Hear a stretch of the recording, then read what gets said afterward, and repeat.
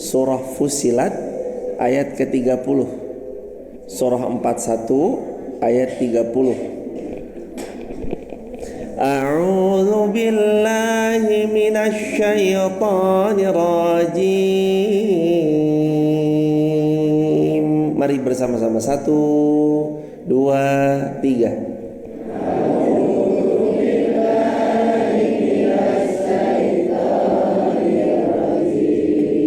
Bismillahirrahmanirrahim.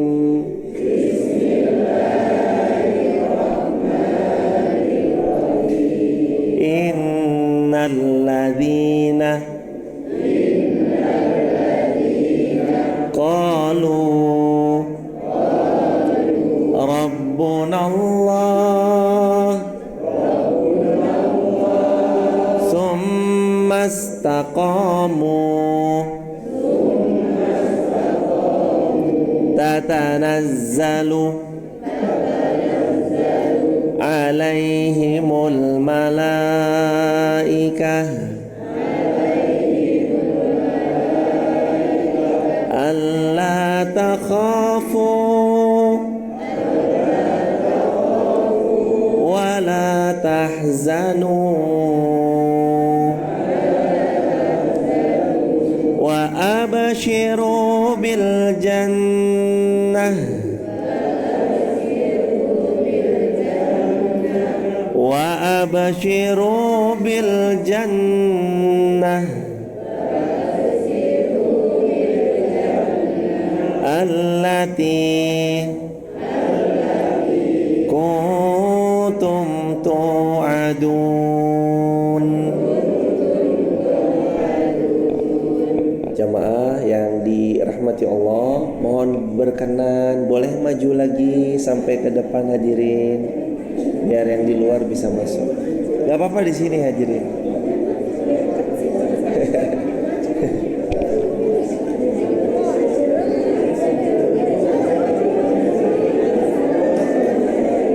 Coba sambil jamaah geser, sambil jamaah dengarkan apa yang Allah firmankan untuk orang-orang yang meluaskan majelis ilmu di Quran surah Al-Mujadilah ayat yang ke-11. Ya ayyuhalladzina amanu idza qila lakum tafassahu fil majalis. Wahai orang yang masih punya iman, idza apabila qila lakum diucapkan pada kalian, tafassahu fil majalis. Ini kita punya majelis ilmu, yuk diluasin. Ini kita punya majelis ilmu, yuk dilonggarin. Ini kita punya majelis ilmu, ayo semakin dilebarin. Lalu ibu geser, bu maju lagi ya. Ibu geser maju.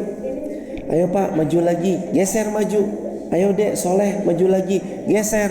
Sehingga yang di luar bisa masuk, sehingga yang di luar bisa sama belajar di tempat ini. Apa janjinya Allah? Fafsahu yafsahillahu lakum. Kalau dibilang geser lalu dia mau geser jadi lapang majelis ilmu itu, Allah berjanji yafsahillahu lakum. Siapa yang melapangkan majelis ilmu di dunia, besok Allah lapangkan urusannya di akhirat. Ibu suruh sedekah misalnya 200.000 sama suruh geser, lebih gampang mana hadirin? Yuk, kalau ada amal soleh yang mudah, yang apa harus mendadak yang sulit-sulit toh? Kan latihan istiqomah dari ibadah yang paling kecil. Salah satu ibadah yang paling kecil itu geser melapangkan majlis ilmu. Kita mau bahas istiqomah dalam ibadah. Tadi Al-Quran daripada surah Fussilat ayat ke-30, babnya bab tentang istiqomah. Allah berfirman, di antara kalimat yang paling indah, Allah Subhanahu wa taala berfirman, sungguh orang-orang yang mengatakan Rabbunallah, Tuhan kami itu Allah. Tsumma istaqamu, kemudian mereka istiqomah. tatanazzalu alaihimul malaikah, maka dipastikan untuknya akan turun malaikat, alla takhafu wala tahzanu, jangan khawatir, wala tahzanu, jangan pula bersedih hati, wa abshiru bil jannah, untuk orang yang istiqomah ada kabar. Apa kabarnya? Abshir, kabar gembira, bil jannah, tentang surga, allati kuntum tu'adun, yang karenanya dia dijamin mendapatkan fasilitas terbaik di surganya Allah. Waktu itu ada cerita sahabat Rasulullah namanya Sayyidina Bilal. Bilal ini kulitnya hitam, jemaah. Beliau, ya kalau mungkin tadi dalam bahasa Jawanya nggak kurang good looking lah dalam bahasa kekiniannya. Mungkin orang memandang suka sebelah mata, apalagi Bilal bin Rabah ini adalah budak. Sayyidina Bilal waktu itu masih dalam kondisi budak, sudah beriman kepada Rasulullah. Ujian menempa beliau membuat keimanan yang gak pernah luntur. Ketika ditimpa dengan batu, beliau tetap mengucap ahadun ahad, ahadun ahad. Teguh, kokoh, istiqomah dengan imannya, sampai melihat saking ngerinya siksaan kepada Sayyidina Bilal, Sayyidina Abu Bakar As-Siddiq datang membawa harta lalu menawar Bilal bin Rabah. Wahai Umayyah, Umayyah itu bosnya Bilal, Umayyah bin Khalaf. Wahai Umayyah, itu Bilal kamu jual nggak? Kalau kamu jual, saya siap membelinya. Daripada kamu siksa, daripada dia mengesalkan kamu, daripada dia terus nggawe mangkel awakmu, sini saya beli aja. Akhirnya dijual dengan harga yang cukup fantastis. Bilal bin Rabah dibeli oleh siapa? Oleh Sayyidina Abu Bakar As-Siddiq radhiyallahu an. Lalu setelah dibeli Sayyidina Abu Bakar, nggak dijadiin budak, tapi Sayyidina Abu Bakar mengatakan, wahai Bilal, sekarang setelah aku membelimu dari Umayyah bin Khalaf, aku memerdekakan engkau, dan kini engkau adalah orang merdeka, bukan lagi hamba saya. Sejak dari kemerdekaan itu, Sayyidina Bilal bin Rabah terus beriman kepada Allah dan Rasulnya. Salah satu amalan yang diistiqomahkan Sayyidina Bilal, jaga wudhu. Amalannya ngapain hadirin? Kapan batal, ambil wudhu lagi. Kapan keluar angin dari belakang, ambil wudhu lagi. Kapan ada sesuatu yang bisa membuat dia merasa wudhu saya batal, beliau ambil wudhu lalu berwudhu lagi.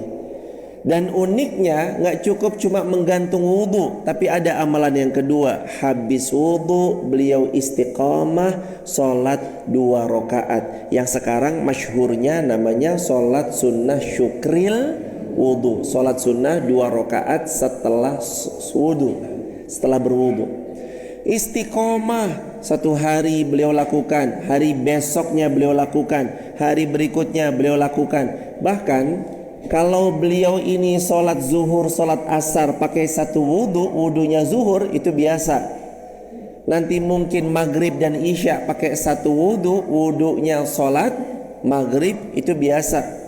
Bahkan gak jarang juga ketika beliau lagi serius-serius untuk mengkaji agama Islam, belajar tauhid, beliau sampai malam terus belajar sampai sholat subuh pun tidak wudhu, karena masih punya wudhu, yakni dari sholat isya. Gak batal, terjaga terus, meskipun tetap haknya istirahat, tetap dipakai istirahat. Satu ketika Rasulullah datang kepada Sayyidina Bilal. Lalu Rasul mengatakan, wahai Bilal, sungguh aku mendengar sandalmu di surganya Allah. Bilalnya masih hidup hadirin, sandalnya di surganya Allah. Bilalnya masih ada di dunia hadirin, tapi sandalnya sudah tercium wangi sampai surganya Allah. Menangislah orang-orang yang mendengar kabar Sayyidina Bilal sudah masuk surga, sandalnya sudah di sana, yang itu mengindikasikan bahwa pemilik sandalnya juga pasti masuk ke dalam surganya Allah. Lalu ditanya oleh para sahabat, ya Bilal, wahai Bilal, apa amalanmu? Kok indah sekali, kamu masih hidup tapi sandalmu sudah duluan di surga, yang artinya ada jaminan surga setelah wafatnya engkau nanti.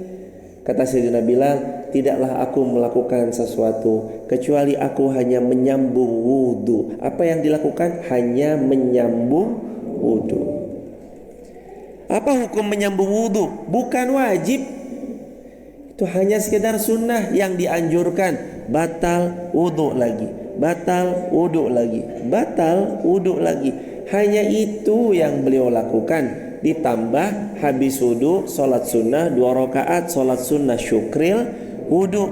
Tapi kata para ulama, kuncinya bukan cuma sekedar di wudhu yang digantung lalu sholat sunnah syukril wudhu. Bukan cuma di situ, tapi ada yang ketiga yang jarang manusia menyampaikan kalau menceritakan kisah ini.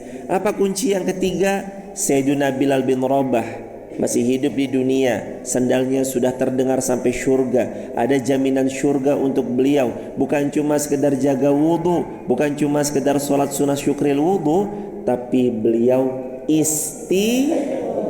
istiqomah menjaga itu. Jadi bukan cuma sehari, bukan cuma 1 pekan, tapi sudah tahunan beliau jaga itu.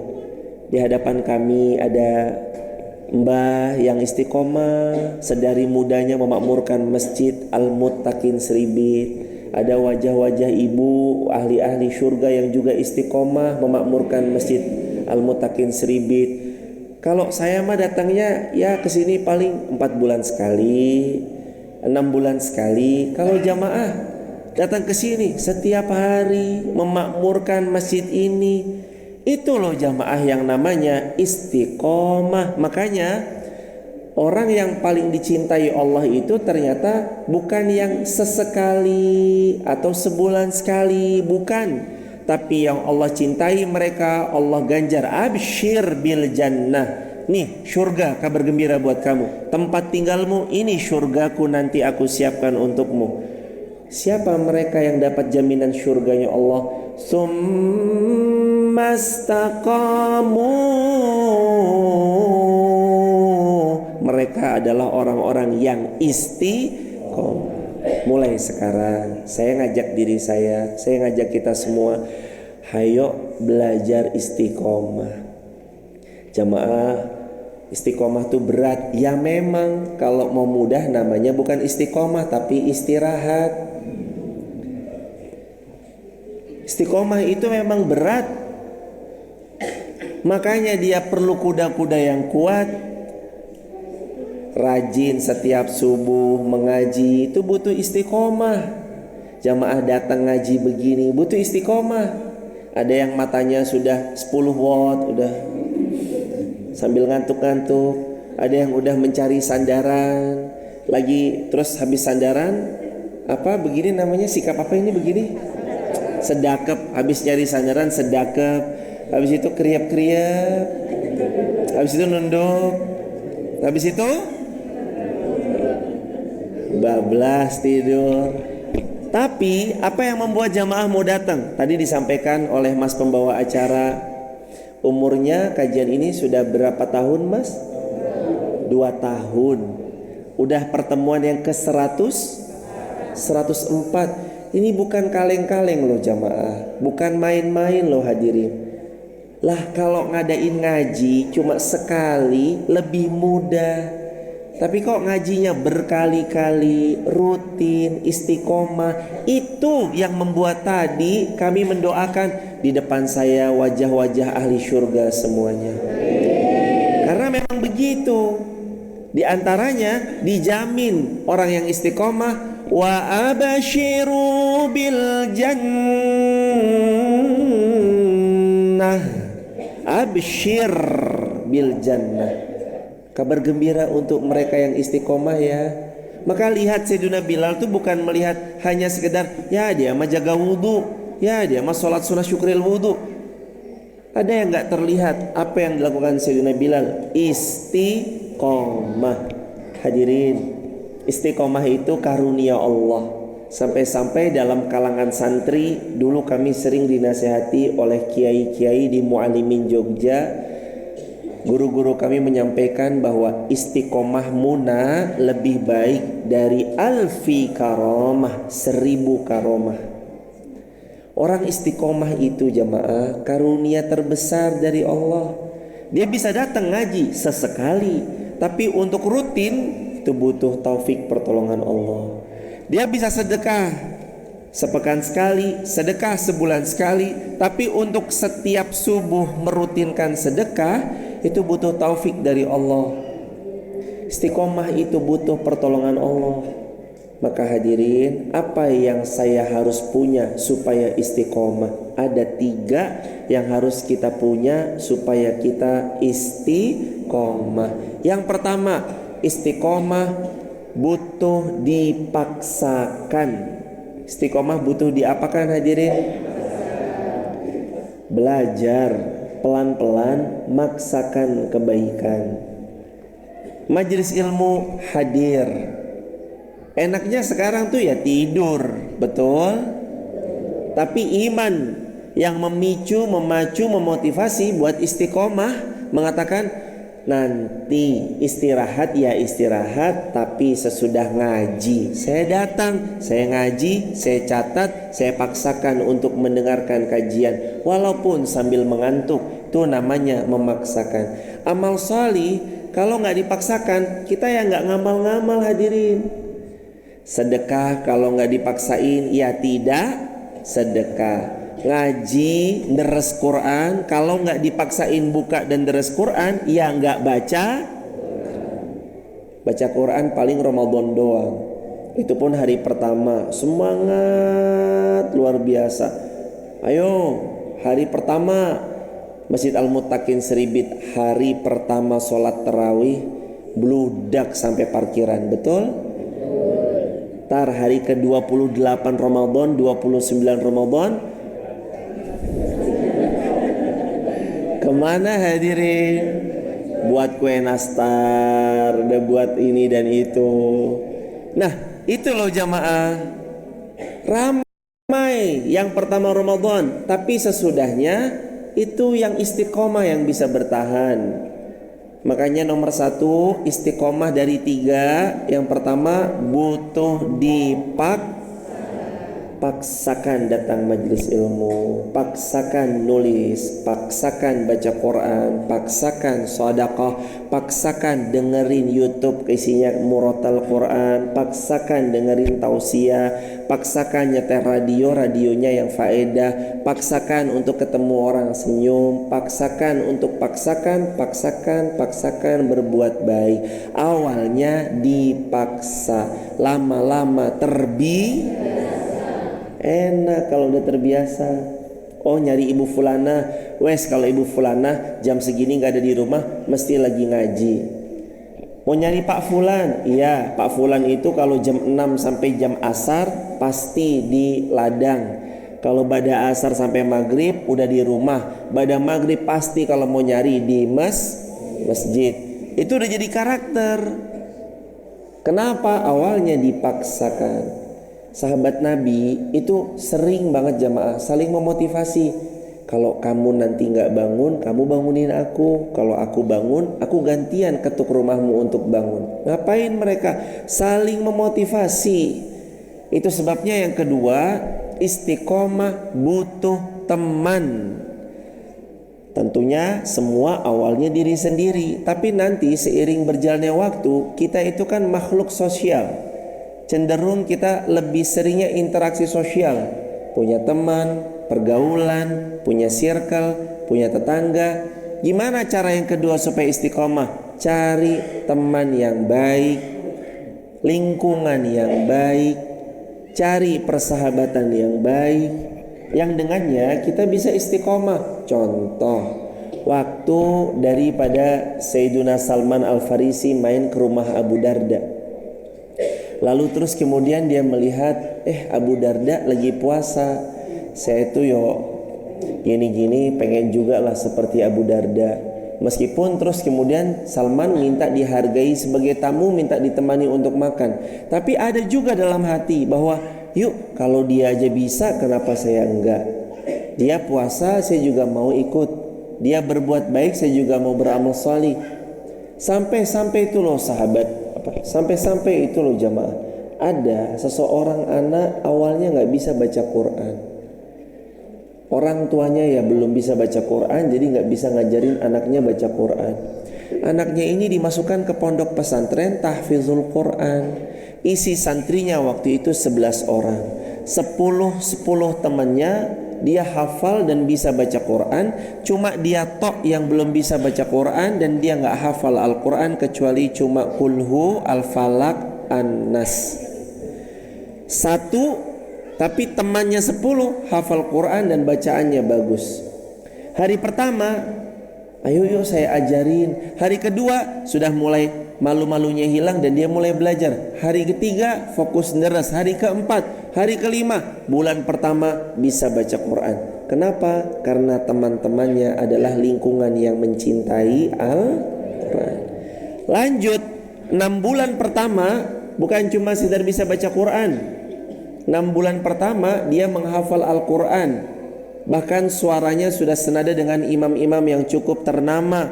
1 tahun kemudian hafalan Al-Qur'annya kamilah, sempurna. Efek dari apa? Teman-temannya adalah sesama penghafal Al-Qur'an. Ini penting untuk menjaga istiqomah. Walaupun gak serta-merta, ada juga yang Masya Allah, ada yang double kepol. Udah mah lingkungannya baik, lingkungannya mah soleh, lingkungannya mah soleha. Kalau memang dianya ucul, pergi jauh, gak bisa tetap kecuali semuanya kembali ke diri masing-masing. Memang hadirin itu punya peran, tapi sekali lagi peran nanti kembali kepada diri. Hendaknya diri ini terus mencari circle yang saleh. Yang ketiga, apa cara supaya kita istiqomah? Gimana cara supaya kita terus istiqomah? Cara supaya istiqomah yang nomor 3, supaya kita istiqomah nomor 3, hendaknya masing-masing kita terus berdoa seperti yang Nabi pernah ajarkan, riwayat Tirmidzi, ya muqallibal qulub tsabbit qalbi ala dinik, ya musarrifal qulub sarrif qulubana ala ta'atik. Apa artinya ya muqallibal qulub? Wahai Allah yang maha membolak-balikan hatiku, tsabbit qalbi ala dinik, aku mohon padamu agar engkau mengkokohkan imanku tetap di atas agamamu sampai aku wafat. Hadirin jamaah yang dirahmati Allah, beberapa tahun silam ada seorang cerdas luar biasa. Dia terkenal sebagai seorang ulama, tinggal di sebuah negeri yang jauh dari negara kita Indonesia. Dia menulis buku tentang bantahan ateis kalau tidak keliru. Namanya cukup masyhur. Ini orang sering ngisi kajian-kajian, yang sering ngisi jamaah. Tapi makin tua usianya, dia salah circle. Dia ketemu sama orang-orang dengan tokoh-tokoh yang pemikirannya agak-agak nyeleneh. Di usia yang semakin senja, pikirannya mulai agak-agak aneh. Dia mulai mengatakan Allah itu gak ada. Dia mulai mengiyakan prinsip-prinsip mereka yang ateis. Lalu dia mulai begini dan begitu, begini dan begitu. Ini orang alim, seorang ulama pada zaman itu yang paham tentang hadis, paham tentang Quran, paham tafsirnya, paham ilmu agama. Tapi ternyata masa senjanya keliru dalam bergaul. Dia busuk hatinya sehingga semua saudara-saudara muslimnya disalahkan. Akhirnya dia terlempar. Ini apa nih? Saudara, dia mah bukan muslim. Akhirnya dia terlempar dengan banyaknya pikiran-pikirannya yang nyeleneh. Dia menjauh dari kaum muslimin, dan dia makin senja, makin tidak percaya Tuhan, dan endingnya dia mati dalam keadaan ateis. Ateis itu mati tidak percaya adanya Allah. Inna lillahi wa inna ilaihi rajiun. Ini ulama loh hadirin, masyhur. Kalau hari ini kita bertanya sama diri kita, Kita ini kan udah ibaratnya udah jalan dalam kehidupan ini hampir mungkin setengah dalam jatah hidup. Kalau umur kita sampai misalnya toh pun insya Allah 60 misalnya, umur kita 30 berarti udah setengah perjalanan. Kalau udah setengah perjalanan itu artinya jamaah harus tahu bahwa setengah perjalanan ini tuh membuat kita makin dekat, bukan makin jauh. Dunia semakin jauh, akhirat semakin di depan mata. Dunia semakin jauh, tapi akhirat semakin mendekat kepada kita. Makin senja usia kita, makin kerasa perjumpaan sama Allah. Maka gak ada yang bisa menolong seorang hamba untuk tetap dekat kepada Allah selain pertolongan Allah. Lalu dia paksakan, lalu dia cari circle, lalu dia berdoa lamat-lamat. Terus lisannya basah dengan kalimat Ya muqallibal qulub sabbit qalbi ala dinik. Hadirin jamaah yang dirahmati Allah, pernah satu ketika kami main di rumah kawan. Betapa kagetnya ternyata sang kawan ini sedang dalam keadaan meminum minuman yang tidak Allah senangi. Kami sadar betul karena kami berasal dari didikan yang sama, pondok pesantren yang sama. Tapi ternyata hadirin, bahkan sekalipun di tempat yang konon katanya ini cah-cah pondok, cah-cah yang lebih terjaga, cah-cah pondok, cah-cah yang lebih punya ilmu agama, tapi ternyata begitu keluar gak semuanya akhirnya bisa mempraktekkan dan memageri dirinya dengan ilmu yang mereka punya dan mereka pelajari kemarin di pondok pesantren mereka. Dia tergeletak dengan mulut berbusa, dengan tangan yang sambil memegang botol minuman keras. Padahal pondok sama dengan di mana tempat kami memondok. Gak ada jaminan, betul seperti katakan, belum tentu ya di pondok keluar ya pasti ngalim. Nanti dulu ya raketang setidaknya ngerti faham agama ya insya Allah mah paham. Tapi nanti di luar macam-macam sikapnya. Ada yang seperti singa lepas dari kandangnya, buas. Ada yang singa udah dikandangin, udah agak-agak kalem, dia tahu kapan harus menerkam, dia tahu kapan harus slow down, harus santai. Macam-macam. Makanya mungkin dia keluar di pondok penuh aturan, ketat seperti dalam tanda petik penjara yang suci, penuh dengan ini dan itu segala macam. Lalu dia keluar, dia kaget ketemu pergaulan yang kayak gitu, salah bergaul, salah memilih teman, sampai akhirnya dia tergeletak. Mulutnya berbusa, sininya sambil memegang daripada minuman keras. Waktu itu yang langsung dilakukan oleh teman-teman semua yang menyaksikan, langsung dibangunkan, dibawa ke tempat yang mudah-mudahan dia terselamatkan. Izin Allah, atas izin Allah diselamatkan. Allah yang menyelamatkan beliau. Akhirnya dia kembali kepada Allah, memperbaiki dirinya sama Allah, dan dia berjanji untuk terus jaga circle-nya dalam circle-circle yang baik. Ternyata jamaah penting punya circle yang baik.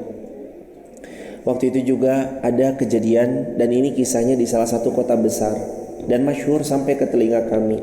Seorang bapak mendapati anaknya gabung sama lingkungan yang salah. Sebuah gengnya ini mengajari yang buruk-buruk, yang mabuk, yang mendem, yang madon, dan semua dosa-dosa besar. Seringkali geng itu menjadikannya sebagai challenge. Bapak ini gak ridho. Akhirnya bapak ini ngunciin anaknya. Dikunciin anaknya jamaah.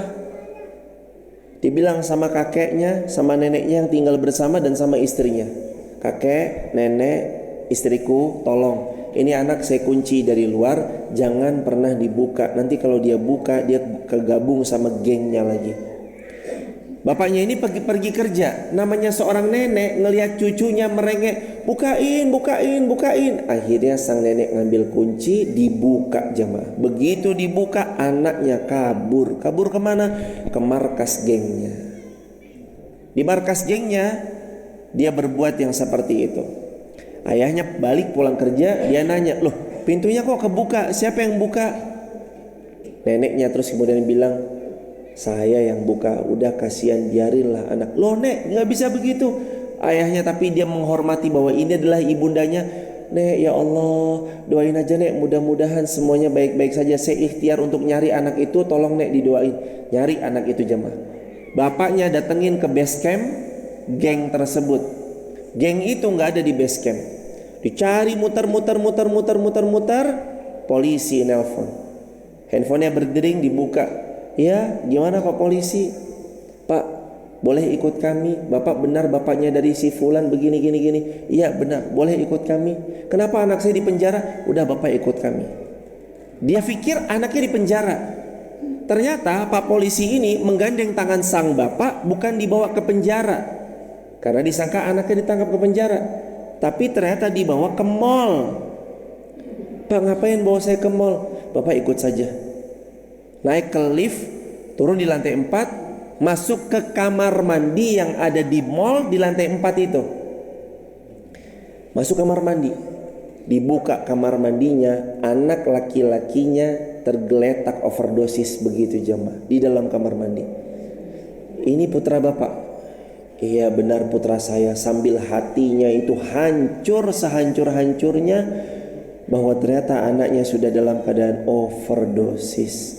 Di lantai 4 salah satu mall ternama yang sangat besar, dan teman-teman satu gengnya sudah gak peduli, mereka kabur entah kemana.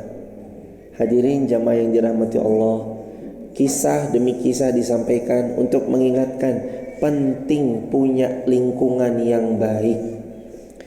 Kita jamaah manusia tuh lemah, apalagi kita yang sekarang hidup di akhir zaman. Allah sudah berfirman, wa khuliqal insanu dha'ifa, dan sungguh manusia itu Allah ciptakan dengan kelemahan. Maksudnya bukan Allah pencipta yang lemah, bukan. Manusianya diciptakan Allah penuh dengan kelemahan manusianya. Allahnya sempurna. Allah menciptakannya penuh dengan kesempurnaan, tapi manusia itu lemah. Manusia digoda sedikit, dia bisa kembali lagi kalau nggak punya iman yang kuat. Apa godaan manusia? Harta, tahta, wanita. Untuk perempuan ya sama godaannya, harta, tahta, pria. Jangan cuma sekedar dibilang harta, tahta, wanita, tapi untuk wanita juga sama, harta, tahta, pria. Itu godaannya hadirin. Ada seseorang yang diuji oleh uang, berhasil. Amanah dia dengan uang. Tapi diuji dengan perempuan, gak berhasil. Ada yang diuji dengan perempuan, berhasil lewat, gak tergoda. Tapi diuji uang, gak amanah. Atau ada yang diuji dengan perempuan, berhasil lewat, harta, berhasil amanah. Tapi begitu diuji dengan pangkat, jabatan, mulai dia congkak dan sombong. Bedakan antara self-confident, percaya diri, dengan sombong, bedain. Jangan sering-sering kita sukanya setiap kali melihat kawan kita melatih dirinya untuk proud atau berbangga, bukan berbangga, lebih tepatnya kayak percaya dengan dirinya sendiri, lalu terus kemudian kita bilang ini orang sombong banget sih. Enggak. Bedakan antara sombong dengan self-confident atau percaya diri. Orang sombong itu kata Nabi dua, batorul haq wa gomtun nas. Orang sombong itu dua. Yang pertama, sabda Nabi riwayat Bukhari, menolak kebenaran. Yang kedua, merendahkan orang lain. Dia mah sombong banget. Dia mah sombong banget. Sombong itu apa? Kalau dia nggak merendahkan orang lain, dia nggak sombong. Sombong itu apa? Dia merendahkan orang lain dan dia menolak kebenaran. Kalau dia tolak kebenaran, dia baru sombong. Maka hadirin, tiga hal ini ayo dipegang sama-sama. Ini penting luar biasa. Jamaah udah tutup mata aja. Kalau punya tiga tadi, banyak-banyak berdoa, ya muqallibal qulub sabbit qalbi ala dini. Lalu jamaah punya teman-teman yang salih, punya teman-teman yang salihah. Lalu jamaah juga punya keyakinan kepada Allah yang mantap bahwa semuanya akan terus ditolong Allah. Lalu jamaah belajar memaksakan diri. Pokoknya ada atau nggak ada orang, saya berangkat. Mau yang datang sepi atau ramai, tetap berjalan. Jamaah tetap punya azam yang seperti itu, Allah bantu untuk jadi hamba yang istiqomah. Ingat jamaah, istiqomah itu mahal karena hadiahnya adalah surganya Allah. Hadirin, kira-kira kita mau nunggu apa lagi sih jamaah? Saya berpikir kalaupun ada rumah bagus yang kita tempati, kiranya paling sesaat kita singgahi. Kalau jamaah punya handphone yang dimiliki, kiranya beberapa tahun lagi ia akan jadi handphone yang jadul, usang, kuno. Kalau jamaah punya kendaraan yang prima untuk ditunggangi, itu pun juga gak lama untuk kita nikmati. Ingat hadirin, nanti kita meninggal itu lebih lama di bawah tanah, tergantung sampai kapan hari kiamat itu terjadi. Kita gak pernah ada yang tahu. Tapi yang sudah-sudah, pengalaman yang sudah-sudah di dalam tanah itu biasanya lebih lama durasinya daripada di atas tanah. Rasulullah umurnya 63 tahun, lalu beliau wafat. Di dalam tanah Rasul sudah 1400-an tahun. Perjalanan panjang akan kita tempuh. Gak bisa bawa bekal seala kadarnya. Ustadz, saya mau ke Jakarta, bawa bekal berapa pak? 2000. Bisa nyampe Jakarta? Yo bisa. Jalan kaki. Itu pun 2000 jalan kaki. Wah, kalau lapar harus pakai apa berarti? Apa lapar bentar metik daun terus dimakan daunnya? Kan gak mungkin.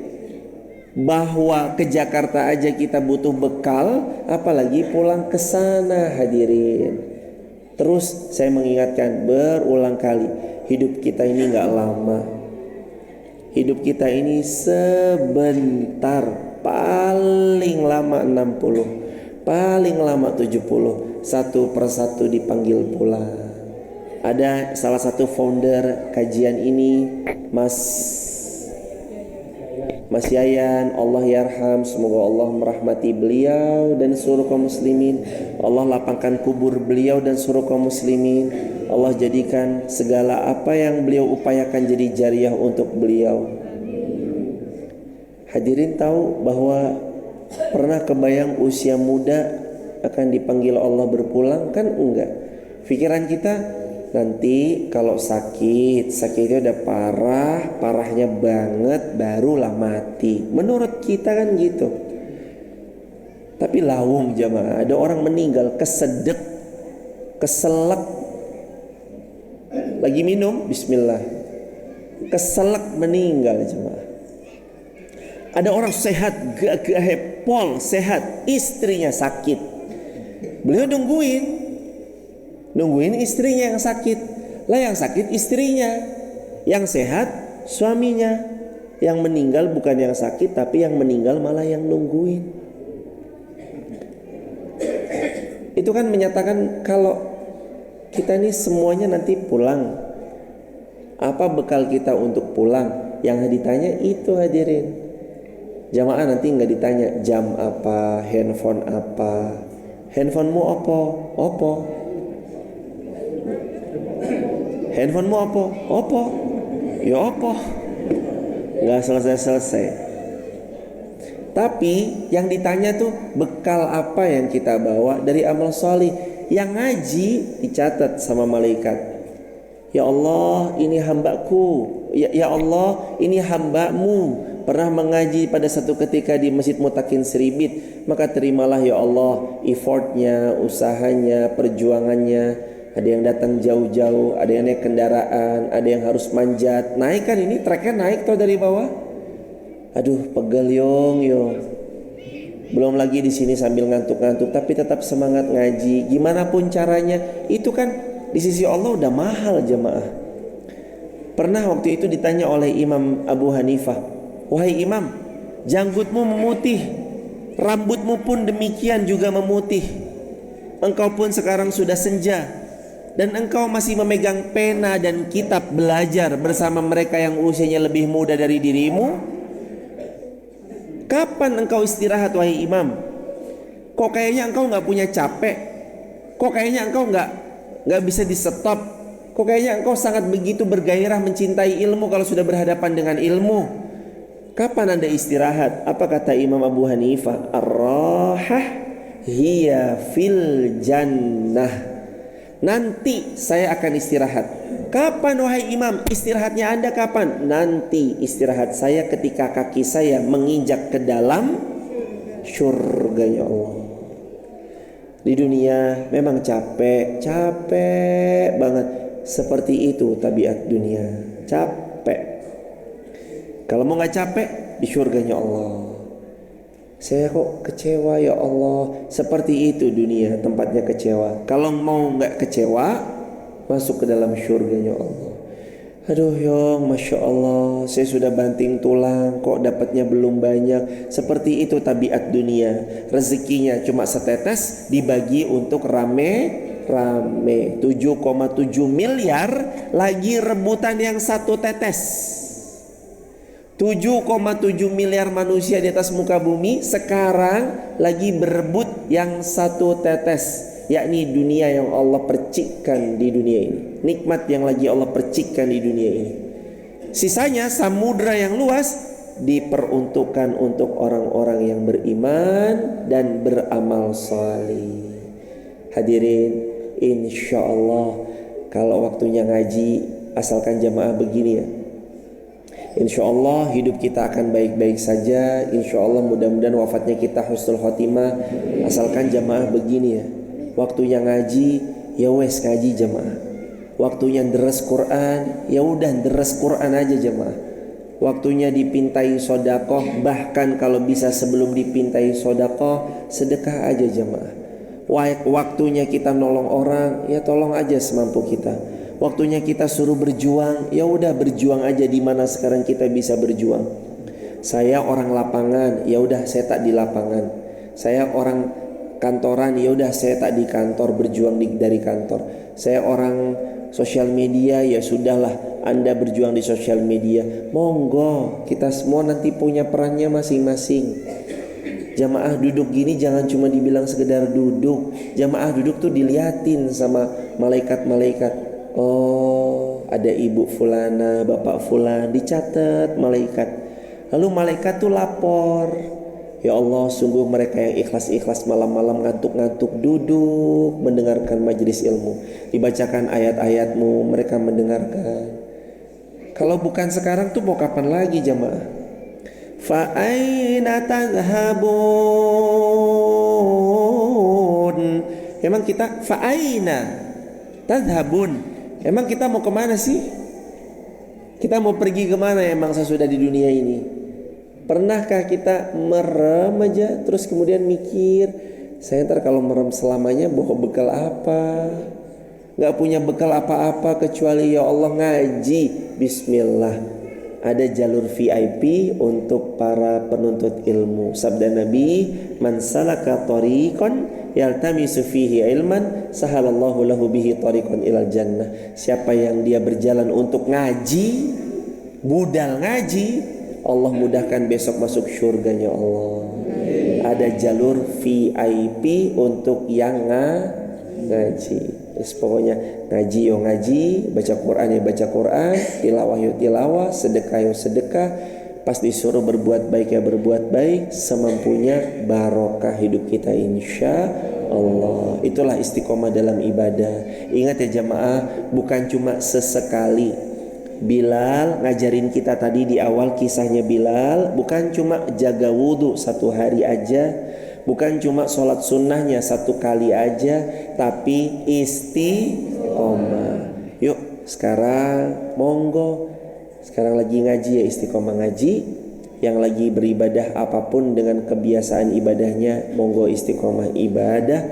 Dan terakhir sekali lagi jamaah, salah satu yang disampaikan oleh para ulama, nasihat yang paling indah yang saya ingat adalah, kalau kita mau tahu kita sudah mulai istiqomah atau belum, nakernya atau cara taunya, janjane itu bahasa Indonesianya. Sebenarnya kita tuh udah istiqomah belum sih? Cara taunya nih, kalau ada satu kebaikan yang kita lewatkan, lalu kita merasa ada yang kurang dalam hidup yang kita jalani, karena melewatkan suatu kebaikan, insya Allah itu tanda kita sudah mulai istiqomah. Pokoknya nggak ngaji subuh syuruk, wah gelo banget.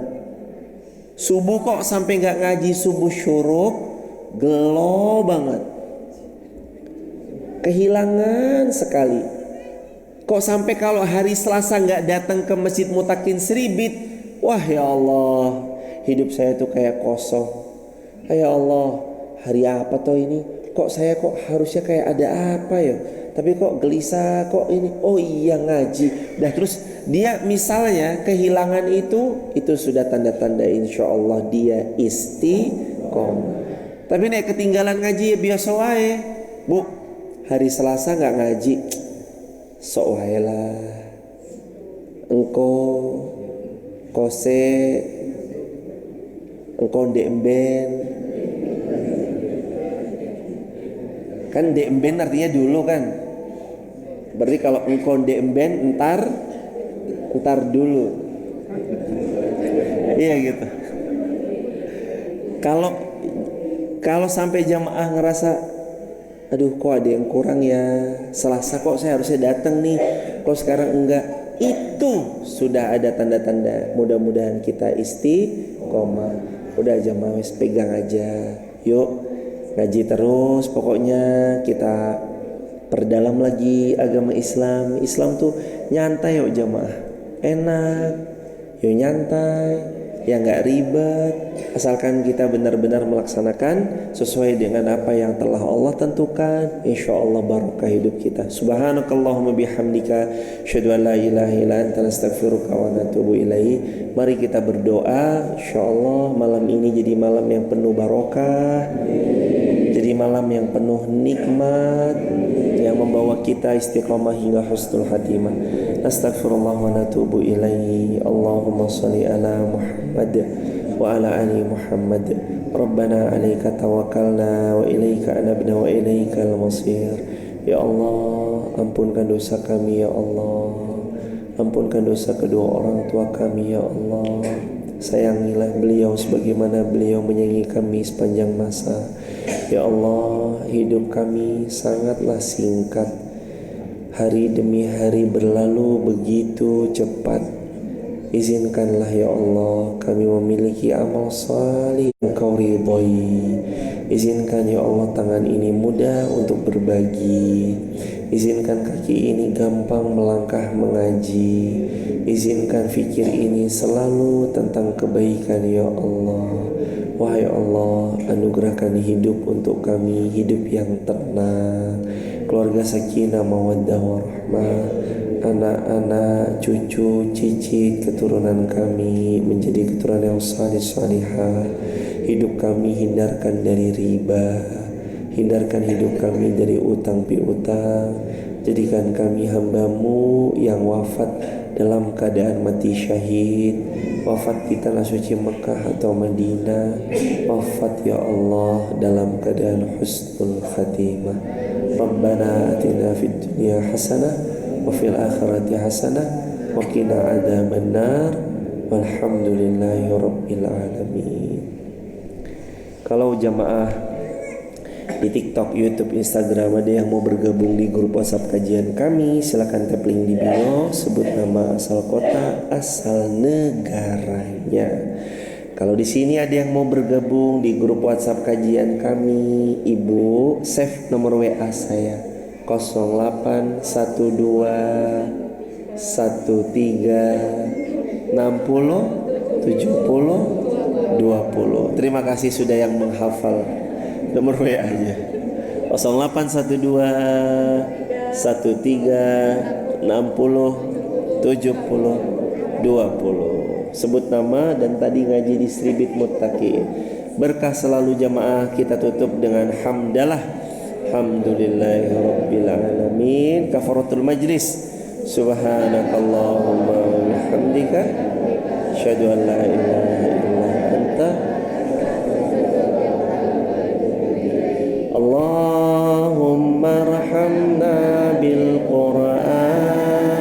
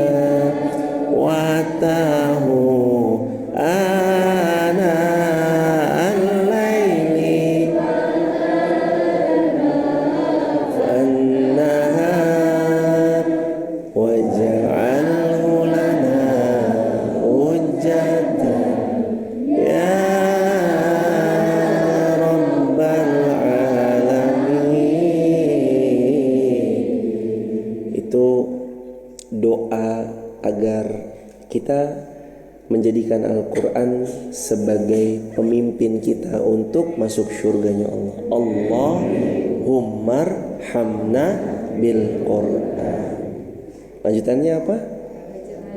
Waj'alhu lana imaman wa nura. Ya Allah, jadikan Quran ini imam saya. Maksudnya, jadikan Quran ini imam di depan saya yang membuat saya tergandeng olehnya untuk masuk ke dalam surga. Wa nuron, penuh dengan cahaya yang indah.